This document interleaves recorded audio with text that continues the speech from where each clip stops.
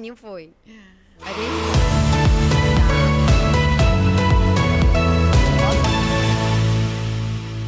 Estamos no ar com mais um episódio da série especial do Damascast, o podcast da Rede Damas, direto do Conexão Rede Damas Maringá.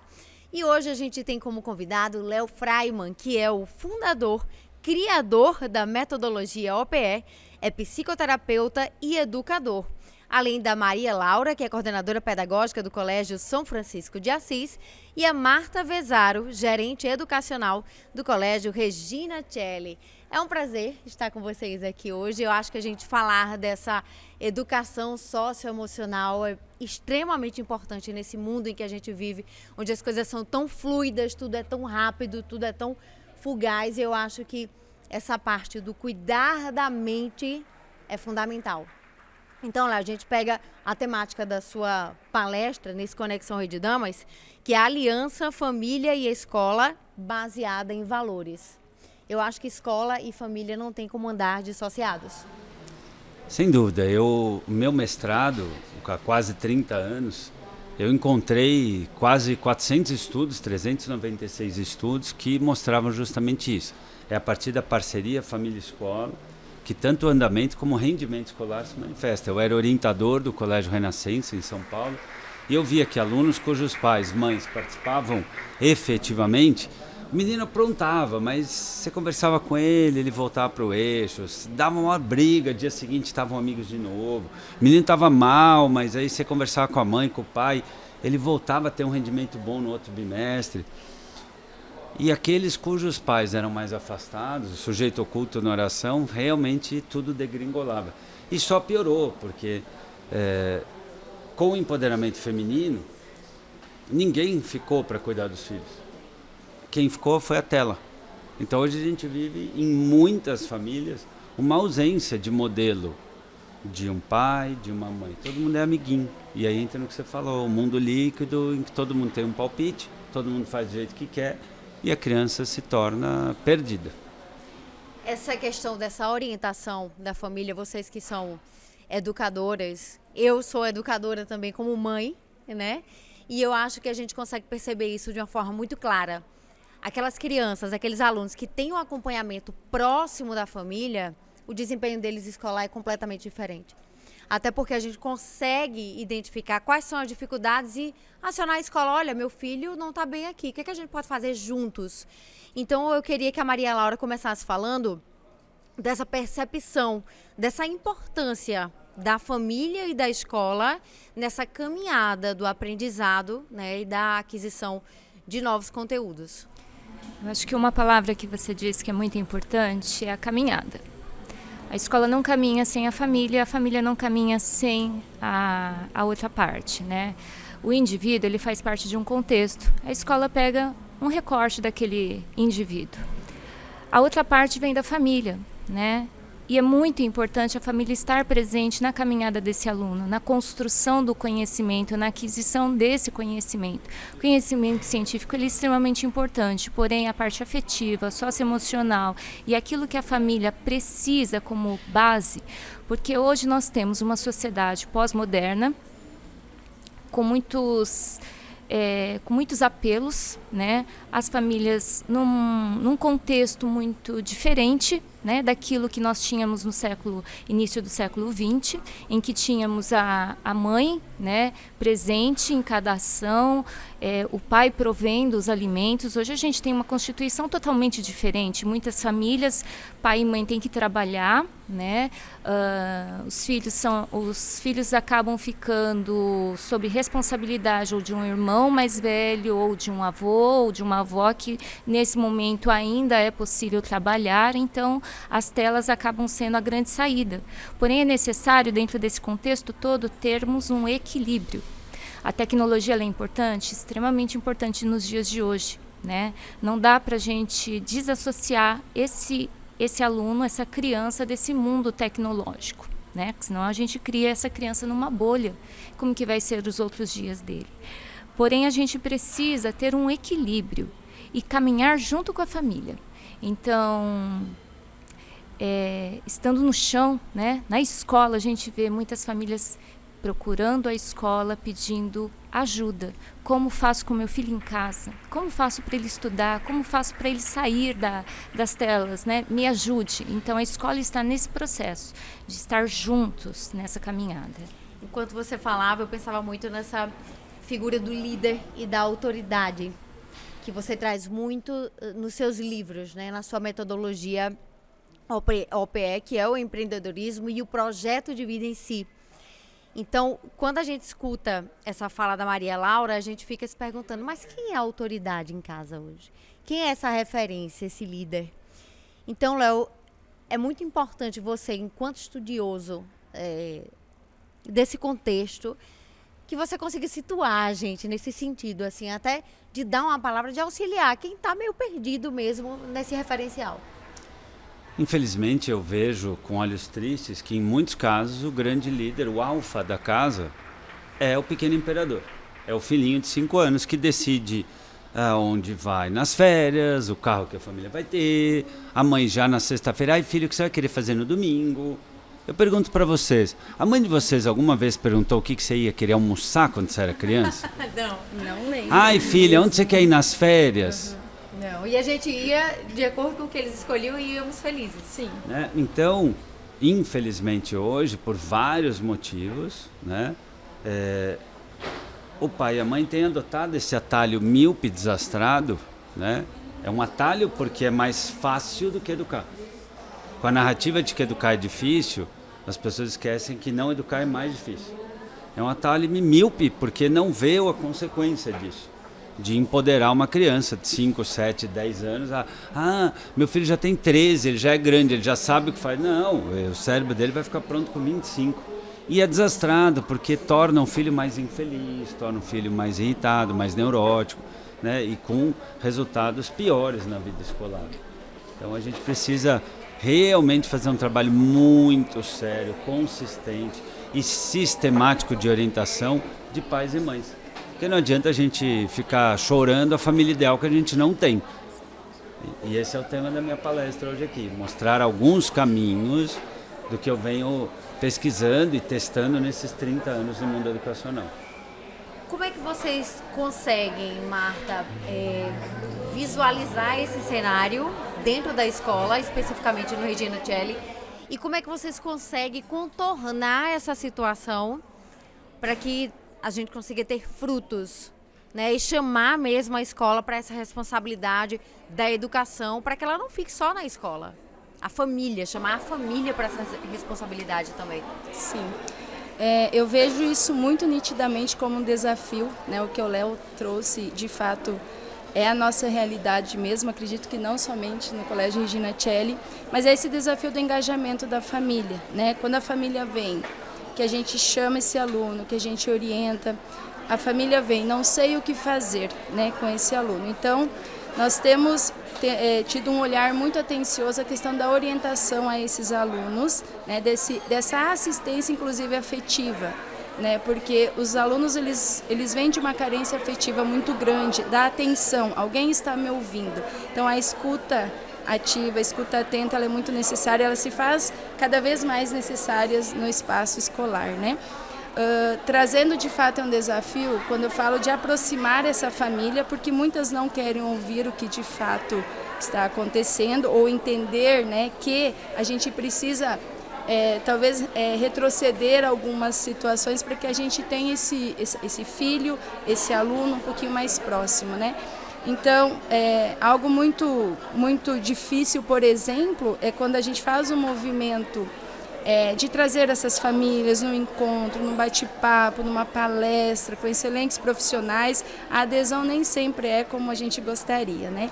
Então, o movimento, a gente precisa pensar com muita atenção, com muito cuidado, como nós vamos encantar, né, esses pais para que de fato eles entendam que a família e a escola é uma parceria. Então a gente tem esse grande desafio, nós estamos buscando novos olhares para como engajar essa família nesse ambiente escolar, né? Desse movimento mesmo de conscientização, o que não é fácil, né? Porque esse aluno que nos é confiado, ele é carente de forma afetiva, né? Ele precisa ser ouvido. a família chega e fala, de fato, eu não sei o que fazer, me ajudem. Lá em casa a gente libera algumas coisas, né? Mas aí tem aquele atrito interno, mas é que o meu esposo deixa, eu não deixo, né? Então, às vezes quem impera de fato é o aluno, né? É a criança em casa e é o nosso grande desafio. Então, a conscientização ainda é algo que a gente precisa estudar muito, como trazer essas famílias para mais próximas, porque nem sempre elas estão preparadas para ouvir e muitas vezes não querem, né? Enquanto você falava, eu pensava aqui nesse gancho dessa criança que eu vou aspiar, né? O imperador. E eu pensando nesta criança, nesse aluno, como grande motivador da família. Porque quando eu pego uma atividade proposta pela OPE, pela metodologia OPE, que é no projeto de vida, que a minha criança chega em casa e faz: mamãe, olha, eu tenho hoje uma entrevista para fazer com você, com meu pai e com os meus avós. Então essa criança é quem mobiliza parte dele, de saber: mamãe, do que você gostava de brincar? Mamãe, olha, essa atividade aqui eu tenho que fazer em conjunto, eu preciso falar com o papai ou com os meus avós que estão... Fiz. Sabe, Léo, esse assunto para mim é muito importante, porque eu sou essa mãe, assim como meu marido é esse pai que está presente. Então, a metodologia OPE, para mim, é fundamental. Quando meu filho chega em casa, ele engaja a gente. Ele diz: olha, preciso falar com meu avô e minha avó que estão em outro estado, mas aqui na minha atividade de OPE, diz que eu preciso saber o que eles faziam. Então, é importante quando a gente traz isso enquanto vivência, para você entender como a sua criação, a sua metodologia faz isso que a Marta falava. Traz o engajamento do aluno com a escola, com o conteúdo, com o que é proposto. Então, é uma inversão, né? Não é a escola que convoca a família, mas é o aluno que convoca a família para a escola. Isso. Você concorda? Sem dúvida, a gente precisa caminhar na escola para além dos antagonismos, para o protagonismo. É o aluno que vai ter uma atitude empreendedora com o seu estudo, com as suas relações afetivas, com a sua família. Mas essa liderança começa com liderar a si mesmo. Muitas vezes as pessoas têm confundido autonomia com abandono. Promovido crianças de 10 anos a donas do próprio nariz. Não! Ela ainda precisa de referências, de valores, de limites, aprender a lidar com as frustrações. Vocês gostam de frustrações? Você gosta de se frustrar? Não é confortável. Você acha legal não poder fazer algo? Educar é um processo dolorido. É legal você ir numa loja e falar: não dá, isso aqui é caro, não dá, agora não dá. É horrível. Mas nós temos alguma capacidade, que nós tivemos pais e mães que se importavam e se autorizavam a dizer a palavra final em relação à saúde, à educação, a valores. Hoje, como você falou muitas vezes, o pai e a mãe, ele delega de forma esquizofrênica para a escola. Eu quero que você eduque meu filho, mas desde que ele não se frustre. Isso é esquizofrênico. Mas, se a gente não educar a família de diversas maneiras, com criatividade, a gente vai ficar enxugando gelo, reclamando: porque a mãe não faz, que o pai não ajuda, porque a família não participa. Bom, e o que nós, como instituição escolar, estamos fazendo com isso? O quanto nós estamos sendo protagonistas, empreendedores, criativos, humildes? Porque vamos falar uma verdade, tem muita família que é maltratada na escola. O diretor não recebe, o professor é chato, a reunião é desagradável, ele não tem nem lugar para tomar um café. Então, cabe uma pergunta: a família tem lugar na sua escola? Ela sente que a sua escola é um lugar ou é um não lugar? É isso que a gente precisa parar para pensar. Por que eu vou naquele médico? Porque eu sinto que ele se importa comigo. E infelizmente também, agora vamos olhar para o outro lado, tem muita família que sente que de verdade o professor não se importa ou a diretora realmente não sabe quem é a filha dela. Então, no fundo, a gente vive um momento em que todo mundo demanda ser bem tratado. Importância e confiança tem que andar junto. Eu só confio em você se eu sinto que você se importa comigo. Essa é a realidade. Seguindo lógica da temática da palestra, né? Que é a aliança da família e a escola baseada em valores. Quais seriam esses valores, Maria Laura, considerando também essa última fala do Léo, no sentido de a escola acolhe, os funcionários atendem bem, né? Somos bem recebidos, o pai chega e ele é bem conduzido nessa escola? De uma forma geral, as 12 escolas da Rede Damas, elas agem de uma forma muito parecida. Então, é um ecossistema muito amigável. Então, eu queria saber especificamente lá no Francisco de Assis, como é que você percebe esse ecossistema amigável da escola, no sentido de acolher as famílias, para que a gente também seja essa porta aberta de recebê-los? Bem, a nossa escola ela tem um porte pequeno, então é possível a gente ter essas tentativas. Porém, a gente não pode descontextualizar que a escola é uma empresa. E quando a gente tem a visão de uma empresa, a gente tende a ter o olhar do mercado, né? Mas a gente também não pode descontextualizar que é uma escola confessional. Nós temos os nossos valores, e um dos valores que me chama muito a atenção e que eu guardo bastante é o educar com firmeza e afeto.